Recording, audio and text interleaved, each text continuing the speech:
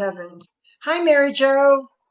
Well, hi, Mary. How are you doing? Great to I'm see very good. I'm very good. We're running a little bit behind, but I think we're doing okay. Um, we're looking to see if any of our members are going to come in. We did a change on our normal meeting, as you could tell, because we tried for last week and then decided to change it. But I don't know Yeah. who we have, but we've got um, a number of our board members here. you. Okay, good, Yes, yes, yes. good. So a little bit of transparency. I'm sitting on this community action partnership, right? And they've been trying to make the meetings quarterly, but they're like monthly and they fall on the same day as Human Relations Council. Oh, And so because we haven't been having quorum, we can't change it to quarterly. Oh, yeah. and I And don't so think, until we next month at the same time we're supposed to have the meeting again, if we have quorum, we change it, then it'll be quarterly and it won't interrupt me as much. I Good. think we can do that until after the Black History Month. Yeah, there we go. I think we'll be up without a paddle. Yes, um, definitely. but yeah, The idea is not bad as long as we have our committee meetings taking place regularly and reporting back. But I'd like to not try to do that until after Black History Month essay contest is finished. No, I think quarterly is about the community action, not about us. Hopefully. yeah, I'm sorry. It's about community action, not Human Relations Council. Okay. Thank you. Well, Malcolm, it's 6:03. I don't see anybody else coming in. If they do, I'll let them in, obviously. Okay. Shall we go I'm ahead gonna go and ahead and yeah, I'm gonna go ahead and open this up. I'm gonna open up with prayer and then I'm gonna pass it to you, Mary. Okay. thank you? Okay. All right, ladies and gentlemen, universe, God, Father, um, we thank you for gathering tonight, for everything that you've done for us, for how you lead us, for how you guide us. We particularly pray for our speaker tonight and bless her for setting aside some time to share information, important information with us. Continue to bless her, continue to lead and guide her as you have done with the rest of us. Amen. Amen. Amen. Thanks, Malcolm. Well, I'm gonna just do a very quick little introduction here of the people, well, the people who are here, so Mary Jo knows who's here. Um, we have, well, that was Malcolm Lilienthal, who's our president, and then we have Mark Baskett, who is a wonderful, wonderful member and keeps us all in line, or tries to. Dennis, who is our, what are you? Oh, you're secretary, Dennis, right? There you are. Yes. Yes. And Primary then interface. the interface, yes, the community interface. And we have Kevin Spear, who's in that bright light there somewhere, and Sharon Jerry, who's back there hiding in the shadows. And they are wonderful members and have been working with us for quite a while.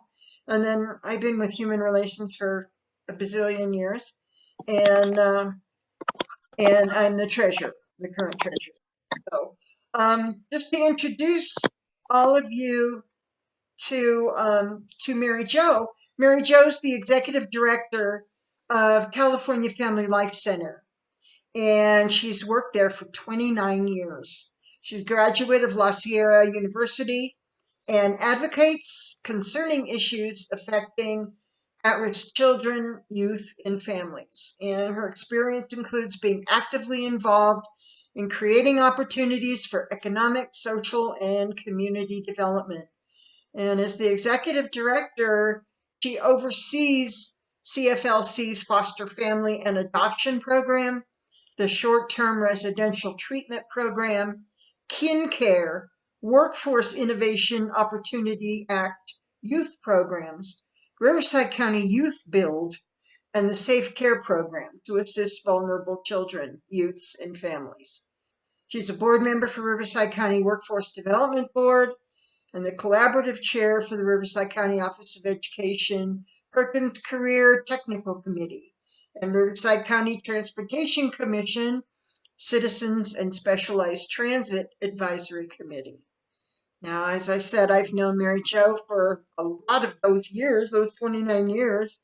And way back when I was at Valley Restart, Mary Jo and I were on the founding board for the Caravan Transit program, which you still see the caravans traveling all around Hemet. We were on the founding board of that. And so we've known each other a very long time, and I'm very happy to introduce Mary Jo Ramirez. I thank you, Mary. It's so great to be here tonight with all of you and to be able to share about California Family Life Center. We celebrated our 40th anniversary this year, and we're very excited that we've been a nonprofit working in Riverside County, and specifically in the Central County, Southwest County area, of working with very vulnerable children and families, and really providing a variety of services, which I'll share. I do have a PowerPoint. Can I have access to share the screen, or?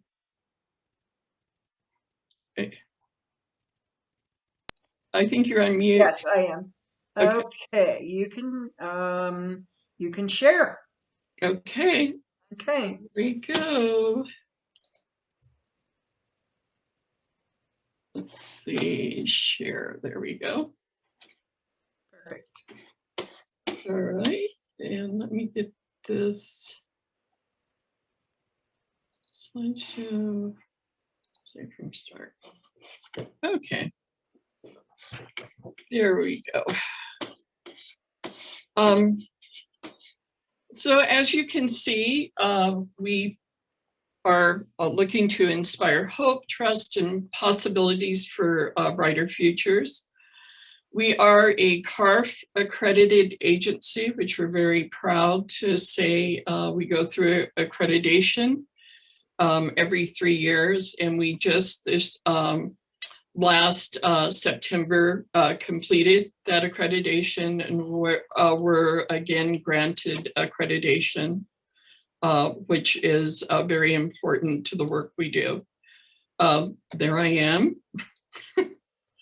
Our mission statement, of course, is to provide safety, comfort, healing to children suffering abuse and abandonment. And as you can see, the many other things there to teach love and trust. We're a trauma-informed agency. And so our mission statement totally encompasses of wrapping around each individual the love and care that they need to progress and have opportunity in their life. These are our core values. We are very, very much saturating our core values throughout the agency. We do a core value recognition of the month where other staff members recognize one of the other staff, concerning these core values. It's very important that it's saturated and people understand the foundation of who we are that work for us as well. There's our list of all the different programs that we have. We have the short-term therapeutic residential treatment that was previously known as group homes. We do operate 3 homes in the Hemet area. One was actually involved with the Fairview Fire, our ranch. So right now it's vacant because of getting fencing and the property already. We have our foster family agency, and we've added adoptions. Just a couple of years ago, we were awarded accreditation for that through the state. We have our Education and Job Training, which is the Workforce Innovation Opportunity Act, Kin Care, and then we've added Safe Care, which is a program I'll be talking about further. Just recently, we became a Family Resource Center community hub. We also operate the Riverside County Legislative Intern Program, and we have a chaplaincy program, which is very important to meet the spiritual needs of children, youth, and families. So here is our short-term residential treatment. As you can see, we have a variety of services, and please feel free if you have any questions during this.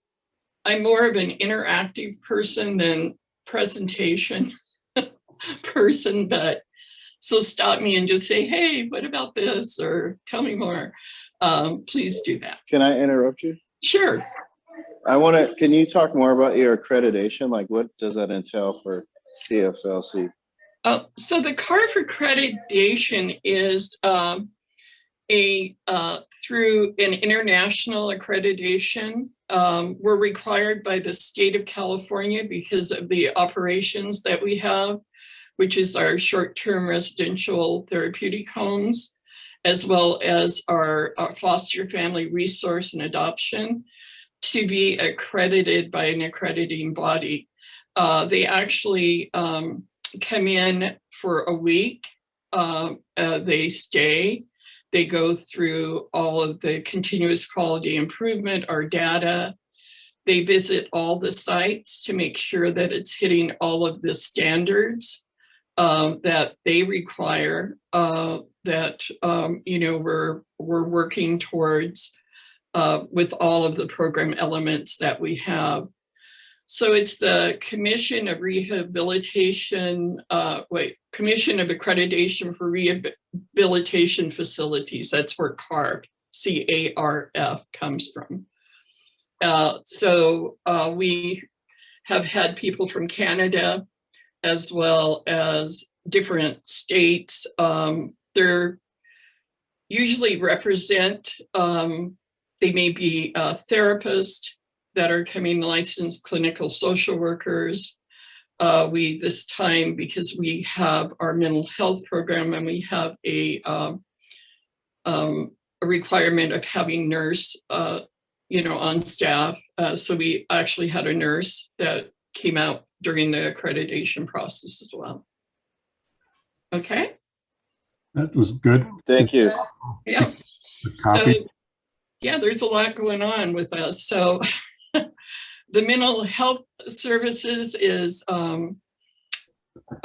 something that we have with our short-term residential treatment program. That's to meet the needs of the young people that are young women that are in placement with us. They're between the ages of 13 to 18 years old. They come from a variety of places, as well as Riverside County. They're young people that have been removed from their home, either because of probation or because of child welfare. And they come and stay with us. We're providing mental health services, life skills, sobriety classes, vocational training, recreation. We have agrarian therapy. We do have some goats and a Faith, our miniature horse. And of course, it's to help stabilize them in a home setting with love, care, and support. Quick question. Is it possible to get a copy of this presentation? Sure. It's more than I can take notes on. And Yeah. I'd like to be able to refer to it as a resource. Sure. No, I can send it to Mary and then she Okay. can get it out to you guys. Okay. Absolutely. Absolutely. Yes. All right. Thank you. And then our resource family and adoption, we're located in Hemet and Indio. So as you know, thousands of children are placed, across California in out-of-home care. We're one of the agencies that work on either returning children to their biological parents, or if not possible, then they go in to a forever family with adoption. So there's a variety of reasons why children are placed with us. through foster care, we pick up children from the hospital. We pick babies up that are that haven't even been named, and they're put into foster care, as well as looking at getting that forever home. The state of California has totally supported the idea of forever families. And so they've changed the whole child welfare system and want to see that either they're returning to home to a safe environment or that adoption is an option for them. So is that to say that reunification with parents is no longer the absolute #1 priority like it used to be? No, it's not the #1 priority. It still is a high priority. So we do visitation as a requirement with biological parents, where our resource families are trained to work with the biological parents as well, helping them learn some parenting as well as interacting with their children.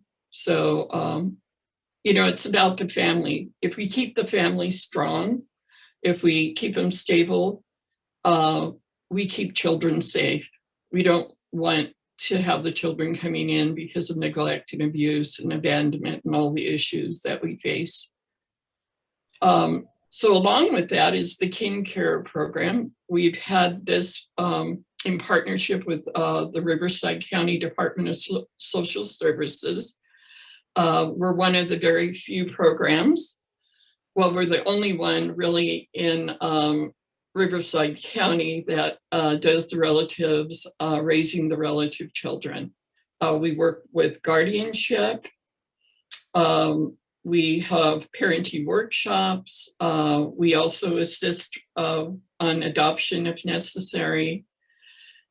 We link to all the services. We have support groups and counseling, and this is to keep the children, again, safe in a family where they're being looked after with wraparound services for them. We have a lot of relative caregivers that are caring for their children. They're usually not paid through any kind of government resource for that. They're doing it just out of the love and care that they have for their relative child. And then Safe Care is one of our newer programs. We're working with Child Protective Services prior to children being removed from the home. We have a team of staff, they're resource counselors. They go in to the home. So this is directly in the home. We help with the interaction with the child, with the parent. We help with the health and safety, the environment of the home. We provide a lot of the safety part of keeping the children safe, of helping to teach the parent, and working with Child Protective Services on keeping those children in the home. So this is prior to removal. If it's a primary case, that means that the judge has ordered for this service to be conducted in the home. It can also be volunteer, where maybe the family's had a brush with Child Protective Services and it's recommended, and the family wants to do the parenting. So it is a parenting education, and it's something that even during COVID, we did not let go of. It was very important why children were being, and people were being isolated, that we continued working with all of our programs. And then our Family Resource Center and Community Hub. So this is a brand new program for us. We have a family and resource community specialist that works directly with us. And so she's going to be working with First 5 Riverside. Again, our focus is on keeping families together, to work with children, to work with youth, and to help stabilize and to provide the resources that they might need to help them along the way, especially now, I think with the economy the way it is, with COVID, with all of the impact that we see so much on family, the mental health needs. These services are really important, that we're making ourselves available in the community. And then our youth opportunity centers, education and job training. So we have 3 locations. We work with the Workforce Development Board. Empower Youth is in Hemet, which is located right by the courthouse. It's where kind of our main core business operations is located. We have a center in Rubidoux, which reaches out into the Riverside area. We have Planet Youth, which we work directly with the city of Lake Elsinore and Southwest County with services providing, we do paid work experience, internships, job shadowing. We worked with, usually it's very vulnerable young people that have left education for a variety of reasons. They may have dropped out of school. They may have not completed education, or they've graduated high school and did not have an exit plan for college or job. So we're working with them and helping them to get their high school diploma. We help with tutoring, career exploration. We work directly, our partner, Riverside County Office of Ed, is on site at all 3 of our centers. We have teachers as well as counselors and education available. This is for very vulnerable, low-income families as well, that for a variety of reasons, the youth have left education, sometimes even because of helping with childcare with a family where both parents are working. So the work readiness and leadership development is a part of that. So you can see all the different things that we have available for these young people. It's one of the greatest programs I think that people need to be more aware of. We do pay minimum wage to the youth, and we have at each of our sites, we're proud to say, the business community embraces this. And so each site has between 60 to 70 businesses that we work with, and we place the young people into work experience, paid work experience. It puts money into for the family as well as the young person. We also help them with college, with the FAFSA, getting scholarships, all that they need to advance in life and get opportunity created for them. We're proud to say that we partner with Riverside County Office of Ed on our youth build. We're the only Riverside County program that is a Department of Labor funded program. We do the logistics and manufacturing. They spelled manufacturing wrong. I just noticed that. That's not good. I'll have to fix that before I send it to you. It will haunt me day and night. And then we have our construction, and we help Habitat for Humanity in Riverside. They helped build during COVID, that period when volunteers could not come to the site. We were able to be there with young people to help. And they were actually able to complete 3 houses with Habitat for Humanity, humanity during that period of time. So it worked really well for our young people to be trained with that as well. What I love about Youth Build is they're giving back to the community. They're being trained. They're actually getting what we call a Home Builders Institute, which is a nationally recognized certification in construction. And with logistics, they get the manufacturing skills standard, certified logistics administrator certification. So these are nationally recognized certifications. But these young people, sometimes they themselves are homeless. They don't have a stable home, and yet they're building homes for others. And it always touches my heart that we have young people willing to step in, and even though their circumstances are really, you know, in a horrible, chaotic place, they want to give. And I love the fact that we have this. So there's our Youth Build, kind of, you can see that. We also work with EMWD. We have the Youth Ecology Corps. We're proud to say that we've been working with them for 12 years. They provide the short-term internships for young people to learn about the water district. They actually, for every young person that we put there and we pay through our Department of Labor dollars, they match. So we get what I call a 2-for-1. So we get the opportunity for 2 young people to go through when we place, you know, we have that one.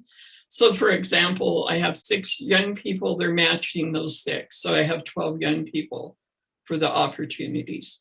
So it's amazing what EMWD has done in educating and teaching young people and helping them to enter into this wonderful opportunity with well-paying jobs.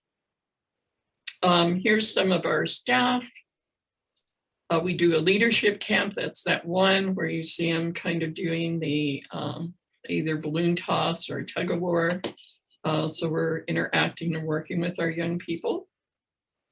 We also have the Riverside County Legislative Intern Program, working directly with the Board of Supervisors. At each of the sites, we have an intern that is directly working in the office. From there, we do the youth, the YAC, which is the Youth Advisory Council that works within the high school. So hundreds of kids through this get the opportunity for leadership development, community service projects, and it's guided by the Board of Supervisors, each of their offices, about where they want the young people working. A lot of people don't know that California Family Life Center is involved with that because it's all about, of course, our Board of Supervisors and what they do and what where they're wanting young people to work.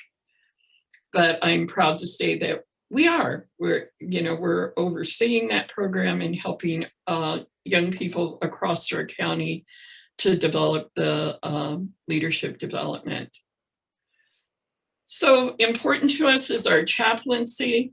We're working with youth that have experienced lots of trauma, families that are in chaos, and they need to have some hope. They need to have that belief that things will get better. And so our chaplaincy does a variety of things of support. We have donations that come in. We help with food. We're right now for our kin care, because many of the families that are grandparents raising grandchildren will not have that holiday meal because of the cost, the economic impact that we see. So we're in the process of doing it, getting that prepared for our families to make sure that they have as much of a celebration as any one of us. And then these are partners with us. We have Decker's Brands. They do our logistics work site. They're an amazing company. They're the ones that do Uggs. All that, everybody that loves Uggs, it's Decker's. So we have our young people go in and they learn logistics of, in a real life experience there. What Deckers did was something beyond. They recognized the young people that were coming into there, seeing that we were looking at justice, equity, inclusion, all of the things that needed to be looked at in serving our young people. And Deckers actually put us in for a $50,000 grant that we received from them for racial justice, inclusion, and for equity, because of the work that we do. We didn't even know. It was just presented out of the blue, and a wonderful blessing. MSJC, we work with them, Comeback Kids, RCOE, JBS Food does lots of donations for us, as well as hire our young people. Habitat for Humanity in Riverside works directly with us. Of course, our Workforce Development Board, and EMWD. These are some very strong partners that California Family Life Center has. And there is my presentation with all of our information. Any further questions? And hopefully I didn't take too much time. I get started and No, No, very you're lovely. good. You're good. I think we're a wonderful organization. And then I go, oh, uh-oh, I've talked too much. So, A lot to cover. yeah, Any it is. questions, anybody? What are some of the barriers that CFCL's had in the city of Hemet? I think we've had a lot of good support from the community. I think the city of Hemet has been amazing in a variety of ways of supporting, of working with us. At one point, when we had the Youth Community Corps, the city opened up for young people to actually be trained there, which is really important. For them also to see public, how the public sector works with employment opportunities. We have participated in a variety of ways. I can't think of any barriers. I mean, we're all dealing, of course, with the homeless issue, the crisis that we have, it's nationwide, across California, things of that sort that we're all very much aware of. It looks like if, Appreciate that. to shorten your presentation, you could just list the 3 things that you don't do.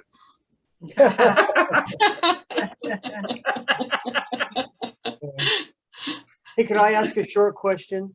Sure. Kevin. About 1 or 2 slides back, you talked about that Deckers brand's $50,000, Right. or you used some big words, justice, fairness, equity. Right. What does that mean in kind of real street talk?